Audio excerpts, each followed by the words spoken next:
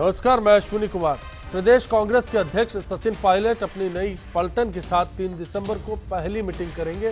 कांग्रेस के सामने लोकसभा और निकाय चुनाव के बाद की हार के बाद पंचायतों का चुनाव है। प्रदेशाध्यक्ष बनने के 10 महीने बाद कार्यकारिणी का गठन और संगठन में लंबी चौड़ी फहरिस्त आखिर पायलट की किस रणनीति का हिस्सा है? जातिगत समीकरणों से लेकर दिग्गज नेताओं के रिश्तेदारों को शामिल करने के पीछे क्या चुनौती है? क्या इस टीम की तुलना बीजेपी प्रदेशाध्यक्ष अशोक परनामी की संगठन रचना से की जा सकती है? क्या पायलट की इस पलटन में वो दम है जिससे सरकार को चुनौती देकर मुश्किलें खड़े करने का जज्बा हो, या पायलट ने फेरबदल के नाम पर पुरानी बोतल में नई शराब को परोसने की तर्ज पर काम किया? आपकी राय के साथ खास मेहमानों के बीच चर्चा जारी रहेगी। देखते रहिए बिग फाइट।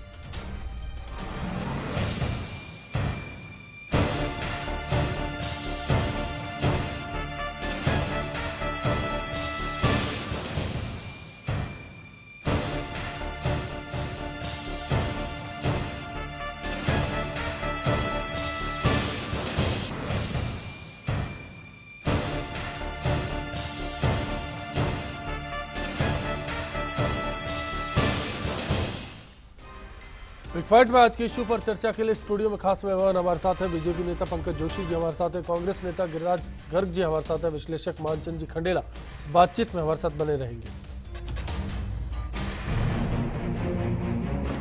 प्रदेश कांग्रेस अध्यक्ष सचिन पायलट ने लंबे इंतजार के बाद अपनी कार्यकारिणी का ऐलान कर दिया। पीसीसी की गद्दी पर ताजपोशी के 10 महीने बाद पायलट ने अपनी जंबो जेट टीम का ऐलान किया है। दबी जुबान में कांग्रेस के कई नेता नई कार्यकारिणी को लेकर असंतोष जता रहे हैं, तो कुछ मानते हैं हो सकता है सबको संतुष्ट करने के चक्कर में गुटबाजी ज्यादा हो जाए। पायलट की ये कार्यकारिणी क्या संकेत देती है? पायलट की पलटन में 16 नेताओं के नाते रिश्तेदारों को पदाधिकारी बनाया गया है। इसका क्या इशारा हो सकता है? क्या पायलट अब राजस्थान में अपने समर्थकों की फौज में इजाफा चाहते हैं? क्या सीपी जोशी और अशोक गहलोत के ऊपर जाकर पायलट की कोशिश है कि पहली कतार के नेता के बाद उनकी गिनती सर्वसम्मति वाले नेताओं में हो? जिस तरह से 2 चुनाव की हार सामने थी, उसके बाद क्या नई टीम नई ऊर्जा लाएगी? कैसे पायलट 2 चुनावों की हार का बदला पंचायत चुनाव में ले सकेंगे? आखिर निकाय चुनाव के विलेन भी इसी नई टीम में शामिल हैं, तो क्या कामयाबी करीब आएगी? चर्चा को जारी रखते हैं। सबसे पहले गिरिराज गर्ग जी, मैं आपसे जानना चाहता हूं कि जो नई टीम है किसके आधार पर तैयार की गई? सचिन पायलट, अशोक गहलोत या सीपी जोशी? देखिए, प्रदेश कांग्रेस कमेटी के अंदर जो नई टीम आई है वो हाईकमान के द्वारा बनाई जाती है। सभी नेताओं से राय लेके, मतलब प्रदेश अध्यक्ष जी उसमें शामिल नहीं है? निश्चित रूप से प्रदेश अध्यक्ष की राय तो होती है, लेकिन उसके साथ साथ राजस्थान के जो बाकी के सीनियर नेता हैं उन सब से प्रभारी महासचिव गुरुदास कामत जी जो हैं, जिनको ना सोनिया गांधी जी ने राजस्थान की जिम्मेवारी दे रखी है, वो सब नेताओं से चर्चा करके उसके बाद निर्णय करते हैं और उसके बाद ही प्रदेश की कार्यकारिणी का गठन होता है। जी, लेकिन मैं ये जानना चाह रहा हूँ कि इसमें चलिए ये इस तरह से समझा दीजिए कि समर्थक किसके ज्यादा है? समर्थक किसी के ज्यादा नहीं है। कांग्रेस के समर्थक हैं, सोनिया गांधी के समर्थक हैं, राहुल गांधी के समर्थक हैं। ये लिस्ट जब दिल्ली से जारी हुई तो जनार्दन द्विवेदी के हाथ में ये लिस्ट थी। शाम करीब 4 बजे के आसपास नामों का ऐलान होना था, लेकिन शाम 7:30 बजे नामों का ऐलान किया गया। मतलब 3.5 घंटे का इंतजार। कहा जा रहा है 50 लोगों की लिस्ट 86 लोगों में तब्दील हो गई। नहीं, ये सब मीडिया का कयास है, ऐसा कुछ नहीं है। जनार्दन द्विवेदी जी के पास जब लिस्ट आई उस समय तुरंत उसको जारी कर दिया गया। 4 बजे का तो प्रेस कॉन्फ्रेंस का जो टाइम एआईसीसी में होता है बड़े मुद्दों के लिए होता है। किसी प्रदेश की कार्यकारिणी के लिए कोई प्रेस कॉन्फ्रेंस और 4 बजे का मीडिया का टाइम निश्चित नहीं होता है। पंकज जी, मैं आपके पास आता हूँ। आपके लिए तो बड़ी चुनौती होगी अब ये टीम, क्योंकि लंबी चौड़ी फहरिस्त है, तमाम दिग्गज नेताओं के रिश्तेदार मौजूद हैं, तमाम जो पुराने नेता हैं उनको फिर से संगठन में जगह दी गई है, और जो लोग चुनाव हरवा चुके हैं, 33 लोग बाहर किए जा चुके हैं। आपके लिए पंचायत चुनाव मुश्किल होगा? नहीं, देखिए अश्विनी जी, ऐसा बिल्कुल भी नहीं है। भारतीय जनता पार्टी हर एक चुनाव को जो है चुनौती में लेती हुई आई है और उसी की अपनी जो है चुनाव प्रबंधन और चुनाव का पूरा जो है एक मैनेजमेंट करके उससे चुनाव जो है लड़ती है और सब कार्यकर्ता मिलकर के चुनाव लड़ते हैं। जहाँ तक सवाल जो है इनकी टीम का है, देखिए इनका खुद का व्यू है कि एक ऐसी टीम बनाते हैं, लेकिन जो चीज़ आपने कही कहीं ना कहीं ये बात तो कांग्रेस खुद भी मान रही है कि जो हालात कांग्रेस के हैं कि आपसी गुटबाजी हैं, आपसे लोगों के रिश्तेदारों को लिया गया, तो कहीं ना कहीं लोकतंत्र में, आंतरिक लोकतंत्र में काम करने वालों को जगह कम और रिश्तेदारों को जगह शायद ज़्यादा जो है तरजीह देने वाली जिस तरह से जिस परिवारवाद की बात प्रधानमंत्री जी कहते हुए आए हैं कि परिवारवाद की बात जो है न केवल ऊपर तक बल्कि अब तो मेरे ख्याल में नीचे तक भी जो है परिवारवाद की बात जो है बढ़ाने में जो है कांग्रेस अपने आप को अच्छा समझती है। चलिए मैं मानचंद जी के पास जाऊं, उससे पहले अनिल शर्मा जी हमारे साथ जुड़े हैं करौली से। बताइए अनिल जी। हेलो जी, सुन पा रहे हैं आपको, बताइए। हाँ, मेरा गिरिराज जी से ये सवाल है सर। मैं करौली से अनिल शर्मा बोल रहा हूँ जी। कि सर ये जो कार्यकारिणी बनती है, क्या ये छोटे जलसों में कार्यकर्ताओं को लेते हैं कि बड़े बड़े जो जयपुर में बैठे रहते हैं, आप जैसे नेता गिरिराज गर्ग जैसे और जो बड़े बड़े नेता हैं इनके नाम हरदम आते हैं? ये क्या हमारे करौली से या छोटी जो डिस्ट्रिक्ट है, माधवपुर हुए या अपने भरतपुर हुए, इनसे छोटे कार्यकर्ता नहीं आ सकते हैं क्या? मैं इनसे गिरिराज जी से पूछना चाहता हूँ। अनिल जी, आपने शायद कार्यकारिणी देखी नहीं, उसके पहले ही आपने सवाल कर दिया। भरोसी लाल जी जाटव, घनश्याम मेहर और उसके अलावा जो है गंगापुर सिटी से ना वो ना सेक्रेटरी बनाया है मीना को। आपके जिले से 2 महासचिव है, 1 सेक्रेटरी है, आप कैसे कह सकते हैं कि आपके जिले से लोग? वो कह रहे थे बुनियादी कार्यकर्ता जो है उसको तो बुनियादी कार्यकर्ता जो कार्यकर्ता है उस जिले का जो नेतृत्व कर रहे हैं उनको लिया गया है।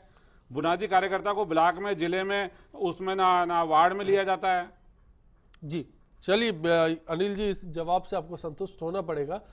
अब मानचंद जी, सबसे अहम सवाल है कि एक युवा चेहरे के तौर पर सचिन पायलट को देखा जाता है, कहा जाता है राहुल गांधी की तर्ज पर काम किया करते हैं। क्या आपको लगता है कि जो युवा नेतृत्व से अपेक्षा होनी चाहिए वैसी कार्यकारिणी मिली है?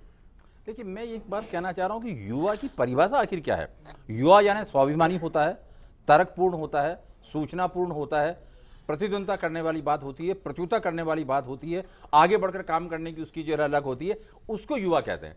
और केवल एज के आधार पर अगर आप युवा कहेंगे तो इसका मतलब तो पूरी तरह से बूढ़ी कार्यकारिणी इसको मैं कहूंगा। और एक बार आपने जो है स्टार्टिंग में ये कहा साहब नई कार्यकारिणी, मैं तो कह रहा हूं कार्यकारिणी पूरी की पूरी पुरानी है।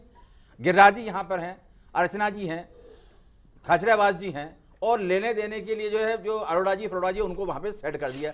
बाकी बोलने वाले और काम करने वाले तो वही हैं, या उनके और जो इर्द गिर्द हैं जो पीसीसी में बैठने वाले हैं वो सारे वही हैं। बाकी ये है कि एक इस कास्ट का होना चाहिए, एक इस रीजन का होना चाहिए, एक हारा हुआ होना चाहिए, जीता हुआ होना चाहिए, और सारे के सारे जो नेता हैं यानी जो भुज गए हैं, भुजे दिए हैं, उनको अब आप जो है ना कि उनके छोटे जो लाडले हैं, चाहे भाई हैं, चाहे बहन है, चाहे बहू है, चाहे भाई लड़का है, उसको आप यहाँ पे साबित करना चाह रहे हैं। अब मैं ये कह रहा हूँ ये करके क्या करना चाह रहे हैं? सवाल ये आता है कि कार्यकारिणी वो हो जो पहले, मेरा ये मानना है कम से कम कि देखिए मैं हर बार ये कहता हूं कि यहां कांग्रेस का और बीजेपी का कोई मतलब नहीं है, मतलब लोकतंत्र का है। अगर लोकतंत्र में वास्तव में जो विरोधी दल सशक्त नहीं होगा तो कम से कम लोकतंत्र सही रूप में नहीं चल सकता। और इनको पहले प्रोग्राम देना चाहिए था, अपनी जो है कि पॉलिसी देनी चाहिए थी, उसके आगे का जो है ना पूरा पूरा विजन देना चाहिए था, फिर उसमें सेट करना। एक बात मैं कहूंगा, मैं गिरिराज से पूछना चाहूंगा आपके माध्यम से कि आखिर एक भी ऐसा कोई व्यक्ति है जो पूरी तरह से जो है कांग्रेस की विचारधारा से समर्पित भाव से उसको समझने वाला, जिसको बुद्धिजीवी कह दें या जो है तथाकथित बुद्धिजीवी कह दें, या जो है सूचनापूर्ण वाला जो व्यक्ति कह दें, या पढ़ा लिखा कह दें? पिछले दिनों में ये सुनने को आया था साहब अब हम प्रोफेशनल्स को जो है कांग्रेस से जोड़ेंगे। अरे जोड़ोगे कैसे भाई? एक भी को नहीं। चलिए मैं बिल्कुल गिरिराज जी से इस बारे में जवाब लूंगा। मदन जी जुड़े हैं चित्तौड़गढ़ से, बताइए मदन जी। सर नमस्ते। नमस्कार।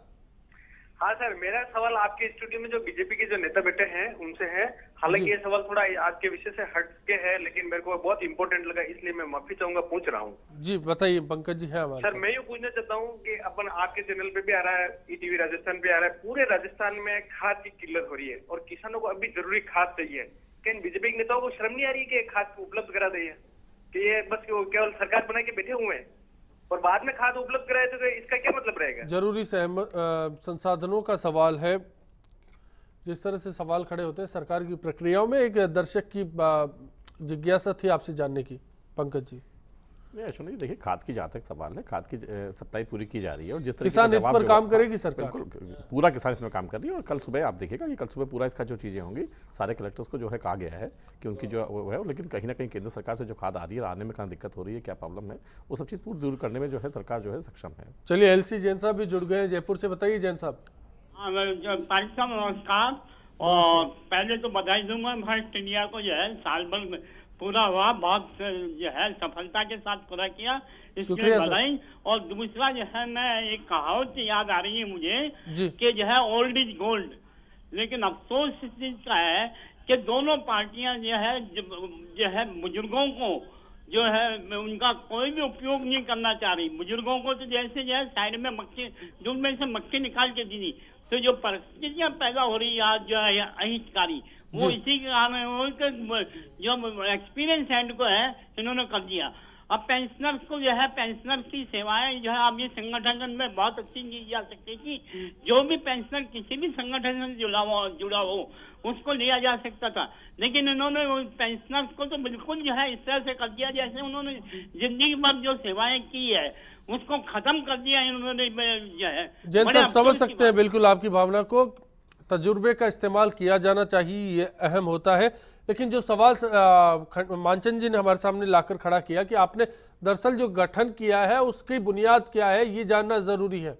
गिरिराज जी देखिए, निश्चित रूप से क्या है कि मानचंद जी जैन ने जो कहा कि वही लोग हैं, वही चेहरे हैं, राजनीति के क्षेत्र में कांग्रेस में जो काम कर रहे हैं पिछले 10 साल से, 15 साल से, 20 साल से, 25 साल से, 30 साल से, तो घूम फिर के वही लोग तो पार्टी में काम कर रहे हैं, तो उन्हीं लोगों को तो ना गिरिराज जी, आपको नहीं लगता कि कार्यकारिणी का देखिए 10 महीने बाद इंतजार किया आप लोगों ने, आपको भी प्रमोशन का इंतजार होगा शायद, या फिर हो सकता है कि आप कर्मठ कार्यकर्ता हो, ना की हो ऐसी कोई आपको दरकार रही हो, लेकिन लोगों को इंतजार था, 10 महीने इंतजार किया, 2 चुनाव गुजर गए, उसके बाद कार्यकारिणी का गठन होता है। और जब जिस तर्ज पर गठन किया जाता है वो बिल्कुल वैसे ही होता है जैसे डॉक्टर चंद्रभान ने किया, जैसा सीपी जोशी ने किया, उनसे पहले नारायण सिंह ने किया। क्या फर्क लगा आपको कुछ कि सचिन पायलट दिल्ली से आए, नई सोच वाले नेता है, संगठन 2 चुनाव हार चुका है, तो कुछ अपेक्षाएं होंगी, वो अपेक्षाएं पूरी हो रही है? निश्चित रूप से ये जो कार्यकारिणी है, इस कार्यकारिणी को यदि हम गौर से देखें, इसमें निश्चित रूप से परिवर्तन दिख रहा है। एक राजस्थान के अंदर जिस तरह से कांग्रेस में जिनके पिताजी, जिनके कुछ रिश्तेदार थे, वो उनकी जगह बेटे आ गए, ऐसा है कि वो उसके लिए तो अश्विनी जी मैं कह दूं कि पंकज जी ने जो सवाल उठाया था कि वो परिवारवाद ऊपर से नीचे तक, जिनके महल खुद शीशे के हों, दूसरे पे पत्थर नहीं फेंकते। वसुंधरा जी का लड़का जो है परिवारवाद नहीं है, राम सिंह जी कसवा का लड़का परिवारवाद नहीं है, अनंत कुमार जी जैन का लड़का अनिल जैन परिवारवाद नहीं है, नाथू सिंह जी की पत्नी अलका सिंह परिवारवाद नहीं है। किस परिवारवाद की बात कर रहे हैं आप? आप दूसरे पे आलोचना करने के पहले खुद के गिरबान में तो झांक के देखिए कि आपकी पार्टी ने क्या कर रखा है। नेशनल लेवल पे देख लीजिए आप, रमन सिंह जी का लड़का नहीं है, राजनाथ सिंह जी का लड़का नहीं है, कौन से परिवारवाद की बात कर रहे हैं मानचंद जी? इसलिए क्या है, और ये जो कार्यकारिणी आई है, इस कार्यकारिणी में आपने देखा होगा पहली बार जो एनएसयूआई और यूथ कांग्रेस में स्टेट लेवल पे जो कार्यकर्ता काम कर चुका है, अपना समय और मेहनत कर चुका है, उन लोगों को पहली बार प्रदेश कांग्रेस चंद नाम गिनाएंगे गिरिराज जी। मैं दिलीप जी हमारे साथ अलवर से, उनके पास भी चलेंगे, उससे पहले मैं आपसे जानना चाहूंगा ऐसे चंद नाम। निश्चित रूप से मैं आपको एक नहीं ना ऐसे 20 नाम मैं गिना देता हूं आपको। वैभव गहलोत, अशोक गहलोत के बेटे, दानिश अबरार अहमद के बेटे, अमीन कागजी, सलीम कागजी के बेटे, गजेंद्र शेखावत, गुलाब शेखावत के बेटे, बालेंदु शेखावत, दीपेंद्र सिंह शेखावत के बेटे, समर्थ शर्मा, ममता शर्मा के बेटे, प्रशांत शर्मा, पूर्व विधायक सहदेव शर्मा के बेटे, कुलदीप इंदौरा, हीरालाल इंदौरा के बेटे, गोपाल शर्मा, गिरजा व्यास के भाई, किन की बात कर रहे हैं आप? रोहित बोरा, प्रद्युमन सिंह के बेटे, रीटा चौधरी, बहू नारायण सिंह जी की, ये वो चेहरे। देखिए अश्विनी जी, मैं बताऊं, राजेश कुमावत जनरल सेक्रेटरी रहा यूथ कांग्रेस का, कमल मीना लोकसभा का अध्यक्ष रहा 2 साल का, इंद्रराज गुर्जर जनरल सेक्रेटरी रहा लोकसभा का, बड़ी फहरिस्त गिनाई, चेतन डूडी, मैं बता रहा हूं आपको, ये सब लोग जो है वो एनएसयूआई यूथ कांग्रेस से काम करके आए। एक मिनट, और आप जो कह रहे हैं ना, मुझे एक बात बताइए, जो परिवार का लड़का या नौजवान 10 साल, 15 साल, 20 साल से काम कर रहा है, बालेंदु शेखावत 10 साल हो गए संगठन में। निश्चित रूप से बालेंदु शेखावत निर्वाचित लोकसभा का जनरल सेक्रेटरी है स्टेट का, 10 साल हो गए। उसको यदि पार्टी ने मौका दिया है, उसका काम बोलता है, उसने पहले चुनाव लड़ा है, संगठन का आंतरिक चुनाव जीत के वो आया है, उसके बाद उसको पार्टी ने। चलिए मैं इसमें आऊंगा। अलवर से हमारे साथ दिलीप जी को ज्यादा इंतजार हो गया, बताइए दिलीप जी। मैं पंकज जी से बात करना, भारतीय जनता पार्टी के नेता हैं जी। बिल्कुल हमारे साथ पूछना चाहता हूँ साहब कि कांग्रेस ने जो कार्यकारिणी घोषित करी है उनमें सभी गुटों को साधा है, और भारतीय जनता पार्टी जो 1 वर्ष का कार्यकाल रहा है उनके भारतीय जनता पार्टी ने अपने वरिष्ठ नेताओं को दरकिनार कर दिया है। मेरा यह मानना है, अपनी निजी सोच हो सकती है या पार्टी का बात अलग होती है, पर वरिष्ठ नेताओं को दरकिनार करके पार्टी अच्छा नहीं कर रही है। उनका अनुभव ले पार्टी तो आगे बढ़े राजस्थान में। ये एक नई बात हमारे इस चर्चा में सामने आ गई। शुक्रिया दिलीप जी जुड़ने के लिए। ब्रेक का वक्त हो गया है, ब्रेक के लिए जा रहे हैं। ब्रेक के बाद जब लौटेंगे चर्चा को जारी रखेंगे। गिरिराज जी से बातचीत अधूरी थी, कुछ सवाल मानचंद जी के मन में थे और पंकज जी से जरूर दिलीप जी के सवालों का जवाब लिया जाएगा ब्रेक के बाद। इससे पहले वही लोग थे और फिर दोबारा बदल दिए गए हैं, तो ऐसा कुछ प्रभाव पड़ने वाला नहीं। नेताओं को समझने की आवश्यकता है। भला हो मीडिया के नाम से अगर नेता समझे, जिसमें सचिन पायलट समझे तो बहुत अच्छा है। नहीं, मुझे लगता नहीं है कोई असर पड़ेगा। तो जो भी लोग इन्होंने लिए हैं वही परिवारवाद का चला है, वंशवाद।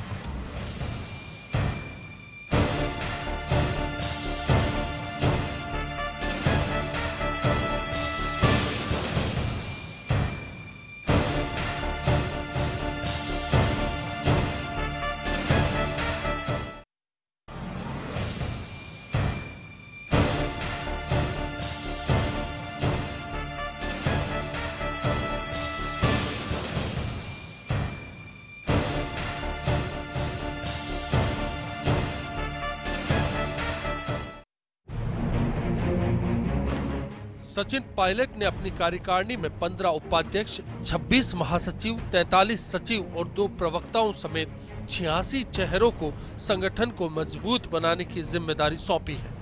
इसके अलावा 14 कार्यकारिणी सदस्य, 12 स्थायी आमंत्रित सदस्य और 19 विशेष आमंत्रित सदस्यों समेत इस टीम के खिलाड़ियों की कुल तादाद 130 तक पहुंच जाती है। सचिन पायलट को जिस तरह से नई पीढ़ी का नेता समझा जाता है, कार्यकारिणी गठन में वैसा कुछ दिखता नहीं। अक्सर राजनीतिक दलों में जातिगत समीकरणों को आधार माना जाता है, तो क्या नई टीम में सचिन पायलट ने सोशल इंजीनियरिंग का पूरा ख्याल रखा है? टीम में सबसे ज्यादा 14 ब्राह्मण, 13 जाट, 11 SC, 9 ST, 8 मुस्लिम, 7 राजपूत, 4 जैन, 4 गुर्जर, 2 माली और 1 पंजाबी को जगह दी गई है। इसी तरह सबको संतुष्ट करने के लिए कहीं कहीं मौका मिला है। टीम में अशोक गहलोत के बेटे वैभव गहलोत और 3 पूर्व राज्यपाल जगन्नाथ पहाड़िया, डॉक्टर कमला और BL जोशी को विशेष आमंत्रित सदस्य बनाया गया। तो पूर्व मंत्री शांति धारीवाल, ब्रिज किशोर शर्मा, पूर्व सांसद महेश जोशी और जयपुर की पूर्व महापौर ज्योति खंडेलवाल का नाम टीम में कहीं नहीं है। वहीं डॉक्टर चंद्रभान वाली कार्यकारिणी में शामिल रहे 33 नामों की नई कार्यकारिणी में छुट्टी हो चुकी है। फिलहाल तस्वीर समझेंगे, आखिर जंबो जेट टीम के मायने हैं तो क्या। इस चर्चा में आज हमारा सवाल आपसे है कि क्या नई कार्यकारिणी कांग्रेस को पुनर्जीवित कर सकती है। firstindianews.com हमारी वेबसाइट है, इस पर आप अपनी राय दे सकते हैं। फेसबुक और ट्विटर पर भी आप बता सकते हैं कि इस सवाल पर आप क्या सोचते हैं। मुख्तार अनीस जी इस चर्चा में हमारे साथ जोधपुर से जुड़े हैं और स्टूडियो में हमारे साथ जुड़े हैं वरिष्ठ पत्रकार राजेंद्र राज जी। पहले जोधपुर चलते हैं, मुख्तार जी बताइए। जी सर, पहले तो आपको फर्स्ट इंडिया के 1 साल पूरा होने पर हार्दिक बधाई। शुक्रिया सर। जिस तरह से आप गणित के मुद्दे उठाते हो, मैं चाहता हूं कि आने वाले दिनों में फर्स्ट इंडिया पूरे इंडिया में फर्स्ट चैनल बने, ये मेरी शुभकामनाएं हैं। बिल्कुल, हमारी कोशिश रहेगी आपकी उम्मीदों पर खरा उतरे। बताइए। और जहाँ तक आप सचिन जी पायलट की कार्यकारिणी की बात कर रहे हो, तो ये चीज हमेशा होती आई है कि नए चेहरे और अच्छे चेहरे और ऊर्जावान चेहरे को हमेशा राजनीति में जगह दी जाती है जी। और जो सचिन पायलट जी ने पूरी कोशिश करके उनको सेट करने की पूरी कोशिश की है। और जहाँ तक बात आप कहते हो पुरानी कार्यकारिणी में से 33 आदमियों को नहीं लिया चंद्रभान जी की, तो ये होता आया है कि पुराने जब हटेंगे तो नए आएंगे जी। अगर पुरानी कार्यकारिणी ली जाती तो यही कहते थे कि कॉपी पेस्ट किया गया जी। और कुछ नेताओं के रिश्तेदारों को लिया गया। अगर लेते तो आपने कह दिया रिश्तेदारों के बच्चों को लिया गया, रिश्तेदारों को लिया गया, और ना लेते तो कहते भाई उनको अपने बच्चों को जगह नहीं दिला पाए, अपने रिश्तेदारों को जगह नहीं दिला पाए। तो दोनों तरफ क्रिटिसाइज होता है। लेकिन मेरा मानना है कि सचिन पायलट जी ने जो टीम बनाई है वो टीम संतुलित टीम है, एक अच्छी टीम है, एक ऊर्जावान टीम है। बिल्कुल मुख्तार जी, चलिए शुक्रिया इस चर्चा में जुड़ने के लिए और आपकी राय के लिए। राजेंद्र राज जी, सचिन पायलट की नई टीम, नई पलटन को आप किस तरीके से मानते हैं? देख दृष्टि से देखा जाए तो उन्होंने सबको समेटने समाहित करने की कोशिश की है। हालांकि वो खुद स्वीकार कर चुके हैं कि साहब हम सरकार में नहीं है, तो जो हताशा का माहौल है उससे दूर, उससे मैं दर्शकों के लिए ये जानना चाहूंगा कि जिन सबका आपने जिक्र किया उन सब में क्या सचिन पायलट के साथ साथ अशोक गहलोत, सीपी जोशी, डॉक्टर जितेंद्र सिंह जो अलवर से हैं, भंवर जितेंद्र सिंह, वो तमाम बड़े नेता शामिल हैं? उसमें जातिगत समीकरणों का जैसा हमने जिक्र किया वो सब शामिल है? उसमें गिरिराज जी जिन तमाम जिलों का जिक्र करते हैं, संभागों का जिक्र करते हैं, वो सब शामिल है? आखिर वो सबका समीकरण क्या है? नहीं, उन्होंने कोशिश की है, हुए नहीं है, इसीलिए तो सीपी जोशी के बारे में बताया जाता है कि वो नाराज है और उन्होंने केंद्रीय नेतृत्व से शिकायत की है। अब उसमें कितनी सत्यता है ये तो पता लगेगा कुछ दिनों बाद। और उस शिकायत पर उन्होंने कहा है कि साहब इस जो मौजूदा कार्यकारिणी है उसमें कुछ रद्दोबदल हो सकता है, उनके कुछ लोगों को शामिल किया जा सकता है, और उनका आरोप है कि साहब इसमें केवल अशोक गहलोत की चली है। मेरा ये इसमें कहना है कि उनकी कोशिश थी। अब इस पुराने जो उनका अनुभव है 5-6 महीने का, 6-7 महीने का, उस अनुभव से उन्होंने देखा भाई कौन उन्हें साथ दे रहा है, कौन नहीं दे रहा है। तो इसमें उनको लगा कि साहब अशोक गहलोत ने ही थोड़ा बहुत साथ दिया है, बाकी किसी ने दिया नहीं। तो उस उठा पुठक की और ओहल पुल की स्थिति में उनको जो लगा उन्होंने करने की कोशिश की है। जी चलिए, एक नया रुख हमारे सामने है। विजय जी जयपुर से जुड़े हैं, बताइए। सर ऐसा लगा मेरे को, ऐसी कार्यकारिणी का मुझे कोई महत्व नजर नहीं आ रहा है। मुझे लगता है कि सचिन पायलट कुछ कर नहीं पाएंगे इस सिलसिले में ऐसे तो, क्योंकि जो काबिल कार्यकर्ता और नेता है उनको जो पद मिलने चाहिए वो कहीं नजर नहीं आए सर। और कुछ कार्यकर्ता तो ऐसे भी देखे मैंने कांग्रेस के जो बहुत कुछ कर रहे हैं आज भी, लेकिन उनकी कोई कदर नजर नहीं आ रही सर। शुक्रिया विजय जी। गिरिराज जी, अब मैं आपसे जानना चाहूंगा कि जो रुख बयान किया अभी आपकी इस तस्वीर का राजेंद्र राज जी ने, और जैसा विजय जी ने बताया, उसको लेकर अब आप क्या कहना चाहेंगे? निश्चित रूप से अशोक गहलोत जी की चली है ना? अशोक गहलोत जी हो, सीपी जोशी हो, गिरिजा व्यास हो, नारायण सिंह जी हो, बीडी कल्ला जी हो, भंवर जितेंद्र सिंह जी हो, सभी नेताओं की राय से कार्यकारिणी बनती है, कार्यकारिणी बनी है। प्रभारी महासचिव गुरदास कामत जी, जिनको जिम्मेवारी सोनिया गांधी जी ने दे रखी है, वो सब नेताओं से राय लेते हैं। मैं किसी जिले का इंचार्ज होता हूँ, मैं वहाँ कार्यकारिणी बनाता हूँ, सब जिलों की राय लेता हूँ। टिकट वितरण के भी अंदर सब नेताओं की राय ली जाती है। ऐसा नहीं है कि व्यक्ति विशेष के कारण एक अशोक गहलोत या सचिन पायलट ने कार्यकारिणी बनाई हो। क्यों नाराज है? निश्चित रूप से ये मीडिया के कयास हैं, बाकी कहीं किसी की नाराजगी नहीं है। अगर नाराजगी होती तो कार्यकारिणी के समय ही सामने आ जाती। ये कहीं मीडिया का कयास है, इसमें कहीं दम नहीं है, और कार्यकारिणी बिल्कुल ऊर्जावान बनी है, संतुलित बनी है। तो सवाल ये उठता है कि विधान इसमें जो स्थानीय निकाय के चुनाव थे उसमें बाकी लोगों ने कितना साथ दिया सचिन पायलट को? जी किसी को कुछ जैसी चर्चा है और जब जानकारी है कि कोई भी नेता जो उनका प्रदेश नेता कहलाता है, चाहे सीपी जोशी हो, चाहे भंवर जितेंद्र जिन्होंने भी इन्होंने नाम लिए, वो कोई भी इसमें शामिल नहीं हो पाया। क्यों नहीं हो पाए शामिल? इस स्थानीय निकाय के चुनाव में उस एकजुटता का परिचय क्यों नहीं दिया? क्या इसलिए केवल इस डर से कि सचिन पायलट के नंबर आगे नहीं बढ़ जाएंगे, केवल ये डर था क्या? या दूसरी वजह ये हो सकती है कि साहब सचिन पायलट जी के जो कद बढ़ रहा था उसके नंबर कम करने हैं? इन दोनों की स्थितियों में मतलब उसका कद छोटा करने की कोशिश। जी आप ऐसा बता पाएंगे क्योंकि 86 लोगों की फहरिस्त कम नहीं होती और 130 लोगों की टीम। निश्चित रूप से ऐसा है कि जो राजेंद्र जी कह रहे हैं कि अशोक गहलोत चूंकि राजस्थान के 2 बार मुख्यमंत्री रह चुके हैं और इसलिए पूरे राजस्थान में उनकी पहचान है और पार्टी के लिए उनकी महत्वता है। गिरिराज जी आप इस बात की तो पुष्टि कर रहे हैं कि अशोक गहलोत की चली है पूरी लिस्ट में? निश्चित रूप से अशोक गहलोत जी की नहीं चली है, ना सचिन पायलट जी की, ना गिरिजा व्यास की। सभी लोगों का सामंजस्य लेके सचिन पायलट जी ने नौजवानों को मौका देके, दूसरा जवाब है, बचाव वाला जवाब है। निश्चित रूप से सब लोगों का सहयोग लेके और सभी लोगों की सहमति से आपके पास पहले नरेंद्र जी से बात कर लेते हैं, गंगानगर से जुड़े हैं। बताइए नरेंद्र जी। सर नमस्कार। सरपंच साहब आपको बधाई हो साहब आपके 1 साल पूरे होने पर। शुक्रिया सर। उज्जवल भविष्य की कामना करते हैं। धन्यवाद सर। बताइए सर, मेरा ये सवाल है इन सभी नेताओं से कि ये कांग्रेस इतनी बुरी तरह हार रही है और फिर ये अपने एसी ऑफिस में बैठकर ये निर्णय करती है कि हम क्यों हारे। जी पब्लिक में जाके उन वोटरों से क्यों नहीं पूछती कि हम लोगों को वोट क्यों नहीं देना? और इसमें सबसे मुख्य कारण इनका रिजर्वेशन है, क्योंकि रिजर्वेशन के कारण आज पब्लिक बहुत ज्यादा परेशान है और उसका मुख्य कारण जो कांग्रेस रही है।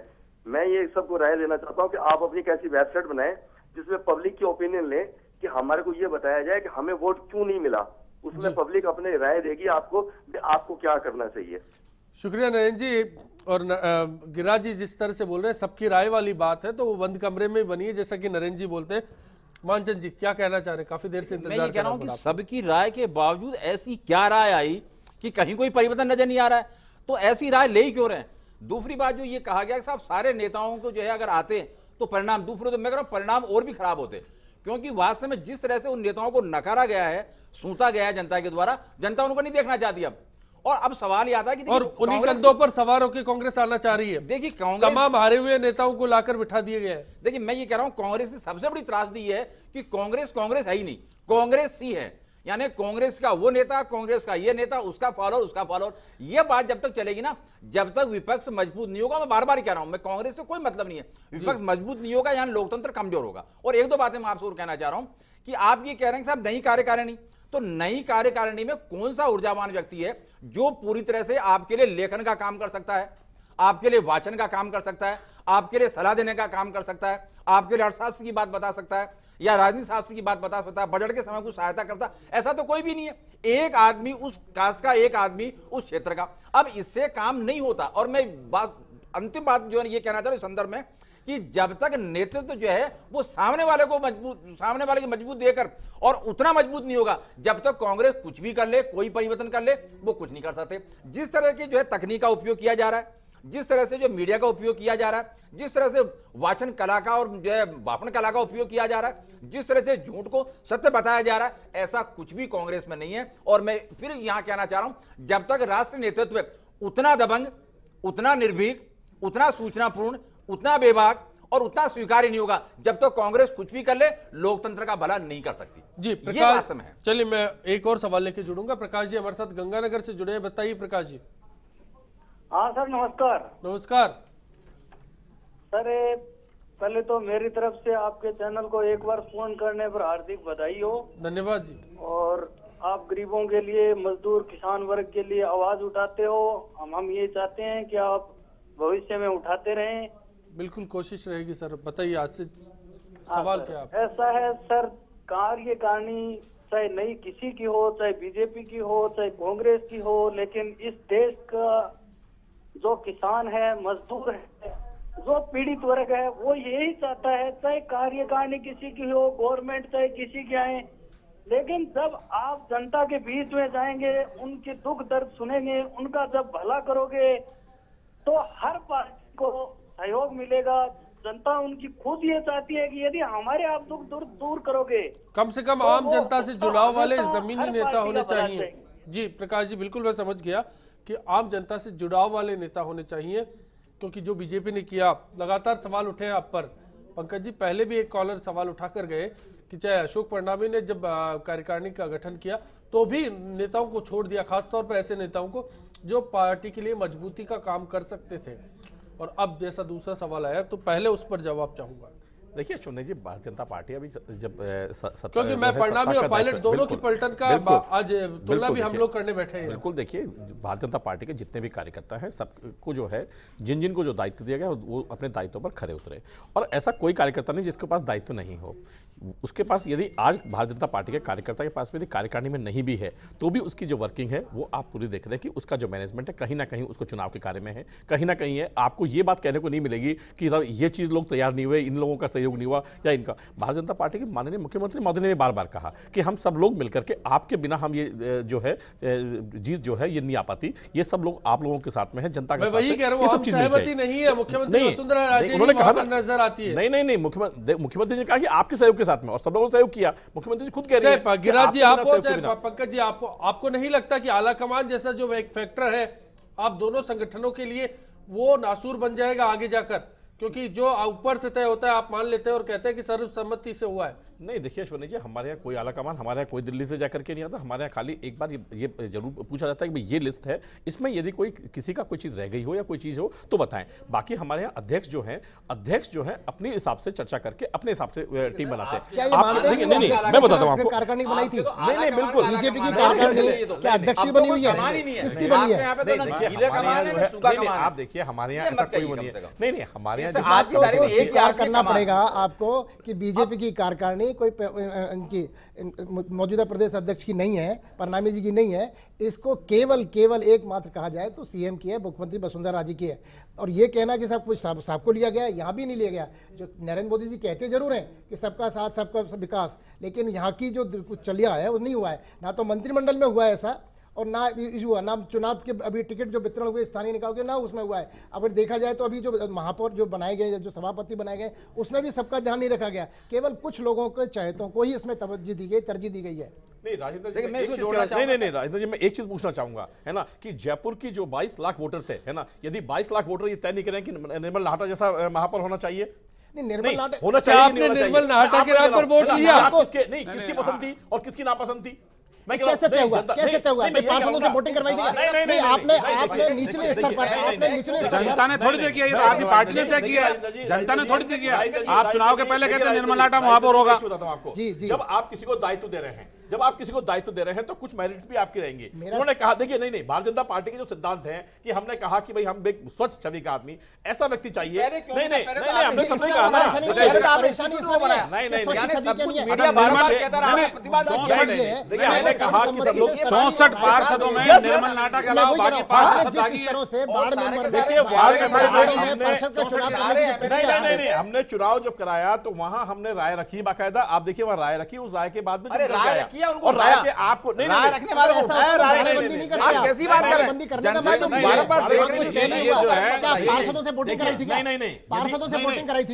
यदि आपको नहीं, मैं कह रहा हूं आपको पार्षदों से वोटिंग की आवश्यकता वहां पड़ती है जहां बेसिकली आपको लगता है कि अलग नहीं चलती। जब आप विधानसभा में कह रहे हैं कौन सी ऐसी मशीन से पढ़ लिया, जब कॉन्स्टिट्यूशन ये कहता है कि आवाज से जो है वोटिंग हो सकती है। चलिए पंकज जी आप ये बता दीजिए, पंकज जी लोगों ने हाँ कहा, आवाज लगवाई आपने, पंकज जी एक सहमति थी। जी पंकज जी आप ये बता दीजिए, आपको क्या सर्वसम्मति कहेंगे वसुंधरा राजे के फैसले पर? किस पे? जो मुख्यमंत्री वसुंधरा राजे है वो कहना पड़ता है या सर्वसम्मति होती है? और कोई नहीं, अभी प्रदेशाध्यक्ष में उनकी सहमति से बने हैं, आपके प्रदेशाध्यक्ष भी उनकी सहमति से बने? सहमति एक अलग चीज है, सहमति बिना बदल नहीं होनी चाहिए कहीं भी। किसकी सहमति ली, किसकी सहमति से बनाया? सीएम की सहमति तो होनी चाहिए, आपने दरकिनार करके सिर्फ सवाल है क्या सिर्फ क्या सीएम के साथ बनना चाहिए? नहीं, पहले तय करते हैं आपकी राय तय होना चाहिए। नहीं, ये क्या पदों का वर्गीकरण सीनियरिटी से होना चाहिए कि पार्टी में या लोकतंत्र के हिसाब से होना चाहिए? पहले बता दें आप, चलो आप बता दें। मैं ये कह रहा हूं आपको, देखिए नहीं, आपने जो कहा परिणामी जो है वो ये नहीं कहते कि पार्टी ने ऐसा किया, वो कह रहे हैं सबकी सहमति कहाँ थी? नहीं, मतलब ये पार्टी ने ऐसा किया, ऐसा नहीं कहा। अरे यही क्या? चलिए इस तस्वीर को आप समझ सकते हैं। राजेश जी पीली बंगा से हमारे साथ जुड़े हैं, बताइए राजेश जी। है ना सर, मैं ये कहना चाहता था, पहले तो सर मैं फर्स्ट इंडिया यहाँ पे 1 साल पूरा, इसके लिए बहुत बहुत बधाई देता हूँ। धन्यवाद सर। हाँ सर, बाद में सर जो ये वास्तव में जो कार्यकारिणी बनी है सचिन पायलट जी के नेतृत्व में जी, मैं इनका यानी बहुत स्वागत करता हूँ। बहुत योग्य है ये कार्यकारिणी जी। देश एक दिन युवा को सौंपना ही पड़ेगा सर जी। और मैं ये कहता हूँ सर, आपके चैनल के माध्यम से कहता हूँ कि हमारा जो भी विकलांग भाई है जी सर, मैं दोनों पैरों से विकलांग हूँ सर। आज विकलांग पढ़ लिख के बहुत घरों के अंदर बेरोजगार पड़ा है सर। तो मैं आपके चैनल के माध्यम से सरकार से ये कहना चाहता हूँ, चाहे वो कांग्रेस पार्टी हो चाहे वो बीजेपी पार्टी हो, विकलांगों के लिए कोई विशेष भर्ती ऐसी लेकर के आए ताकि विकलांग भी आगे बढ़ के आए। चाहे सर कहीं पर भी है, विकलांग बिल्कुल एकदम पिछड़ गया। मैं आपके चैनल के माध्यम से ये गिरिराज जी को बताना चाहता हूँ, मैं भारतीय जनता पार्टी अन्य लोगों से बताना चाहता हूँ कि विकलांगों के लिए सर वो कुछ आपका चैनल के माध्यम से सुन के हमारे लिए करे सर। और मैं सचिन पायलट जी के बार पुनः बधाई देता हूँ। वो उन लोगों को हमारे चाहे राज्य का एक बार हम ऐसे युवा को फिर मुख्यमंत्री देखना चाहते हैं जी हम। शुक्रिया इस चर्चा में आपका जुड़ने के लिए, और कोशिश उम्मीद करेंगे कि सरकार जरूर आप लोगों के लिए कुछ करे। ब्रेक का वक्त है, ब्रेक के लिए जा रहे हैं। ब्रेक के बाद जब लौटेंगे चर्चा को जारी रखेंगे। किरोड़ी लाल मीणा ने कुछ कहा था, ब्रेक के बाद आपको सुनाएंगे। कांग्रेस की टीम अव्यवस्थित है और भारतीय जनता पार्टी के रूप में अशोक परनामी की जीत टीम पूरी तरह से व्यवस्थित है। हार के सबक से इन्होंने नई टीम तैयार की है, तो निश्चित ही आपसी कलह प्रमुख होता है कांग्रेस पार्टी में।